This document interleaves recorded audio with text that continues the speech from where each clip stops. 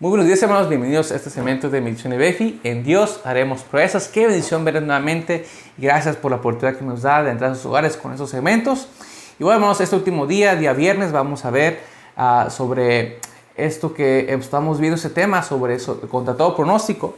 Esas historias que hemos estado repasando, muchas de ellas ya conocidas y vistas, y cómo nos ha hablado la palabra de Dios, y esperando, hermanos, que sea de ánimo a su vida, que sea de un reto, y posiblemente la circunstancia en su entorno, lo que esté pasando, bueno, pueda usted confiar y descansar en la palabra de Dios para que usted pueda salir adelante, hermanos. Y bueno, hemos estado hablando cómo en ciertos casos de personajes, sus vidas han sido vidas complicadas, vidas difíciles, vidas que a este mundo ya no había solución, ya no había remedio, ya estaba pronosticado que así iba a estar para siempre. Y algo que distinguió mucho al ministerio de Jesús fue eso, cómo Jesús no solamente cambiaba vidas en el sentido de la enfermedad o de las dolencias, sino también en la vida espiritual.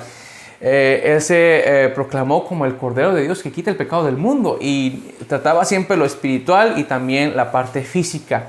Y fue algo sorprendente cómo Jesús siempre cuidaba y a la vez ayudaba en estas dos áreas tan importantes, hermanos. Y esa es la invitación que también queremos darle. Si usted todavía no ha puesto su confianza en Cristo, puede hacerlo. Él viene y hace cambios en toda su vida, no nomás en un área. No solamente quiere entregarle un sector de su vida, no comete ese error. Entréguele toda su vida al Señor y Él le va a ayudar. Vimos esas historias del ciego, primeramente, cómo este hombre desde nacimiento había padecido, había estado en dificultades, y cómo Jesús, repito, cambió su vida.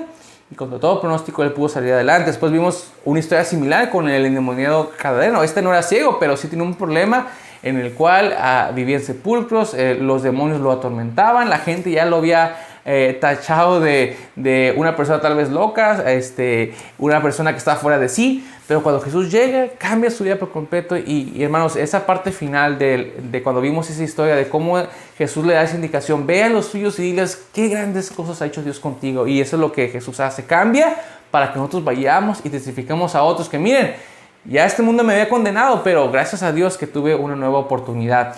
Y el día de ayer hablábamos sobre esta mujer del flujo de sangre, cómo también esta enfermedad ya algo más específico del cuerpo, que pese a que había médicos y que había cierta forma o diagnósticos o medicina que pudiera ayudar a esta mujer, deja claro la Biblia que no había, que ya había gastado todo lo que tenía y nadie le puede ayudar. Y posiblemente ya la habían condenado, era una forma de decirle: no podemos hacer más por ti, ¿verdad? Tienes que vivir con ese problema toda tu vida.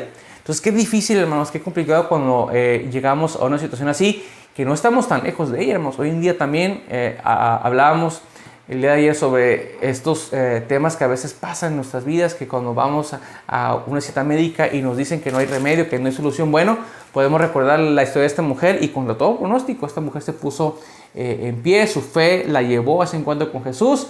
Jesús la sana, Jesús le reconoce su fe y le reconoce que ella había sido sana de esa azote, hermanos. Porque cuando llega Jesús, todo cambia y va contra todo pronóstico.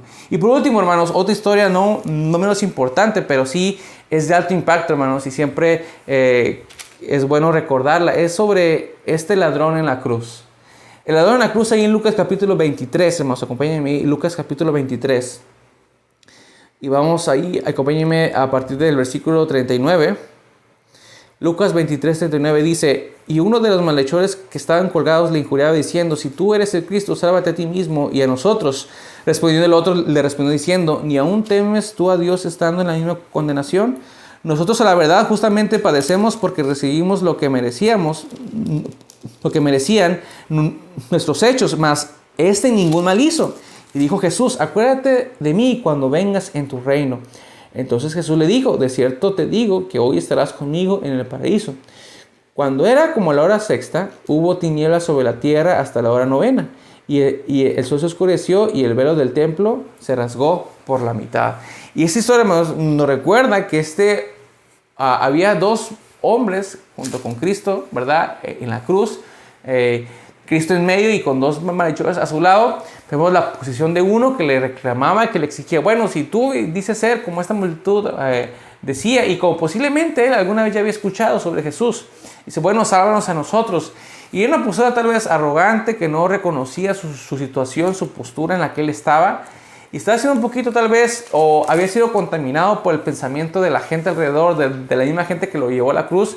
Pero tenemos el otro malhechor, que estando en esa condición él entendía que Cristo, ¿verdad?, no había hecho ningún crimen para estar ahí. Más sin en cambio él lo reconoce, ¿verdad?, como el Salvador. Dice, cuando vayas, ¿verdad?, cuando mueras, por favor, acuérdate de mí.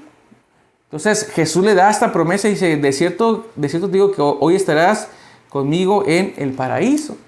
Entonces, este hombre, ¿verdad?, nos da el reflejo que a veces no es lo ideal, pero sí en las circunstancias tal vez más angustiosas como este hombre había entendido, posiblemente hasta que él estuvo en esa cruz pudo entender y decir, he llevado una vida mala, una vida llena de pecado, pero Dios le dio esa última oportunidad. Posiblemente la gente alrededor decía, bueno, no lo merece, o tal vez ha sido un ladrón toda su vida, pero cuando Jesús estuvo con él ahí, le da esa promesa porque lo había reconocido como Salvador. Este hombre posiblemente no tuvo la oportunidad de ir tal vez a una iglesia, o de bautizarse, o de otra cosa, pero Cristo le dio esa hermosa oportunidad de en ese momento, el ser salvo y poder gozar de la gloria y del cielo, hermanos.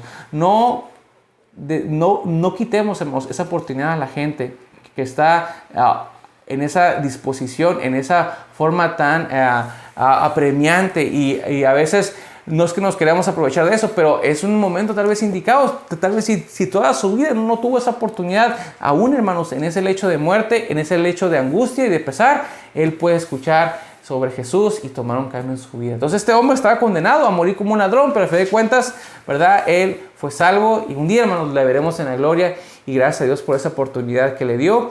Y hoy también podemos entender, hermanos, que puede haber gente, hermanos, familiares suyos que dice, híjole, este hombre, esta mujer, este primo, esta prima, este esposo, este hijo, nunca va a conocer a Cristo, hermanos. No, hermanos, sigamos orando al Señor.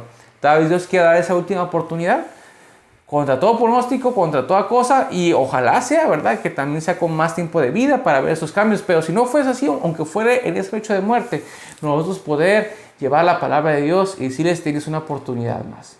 Este ladrón nos da ese ejemplo de cómo el Señor, en las últimas circunstancias, en lo más difícil, en lo más complicado, Él nos da una nueva oportunidad y somos transformados por medio de Él. Hermanos, esperemos que estos segmentos hayan sido de bendición esta semana. Si es así, ya sabe, compártelo a alguien más. Y esperemos vernos en más segmentos de Misión IBEFI. En Dios haremos proezas. Que Dios les bendiga.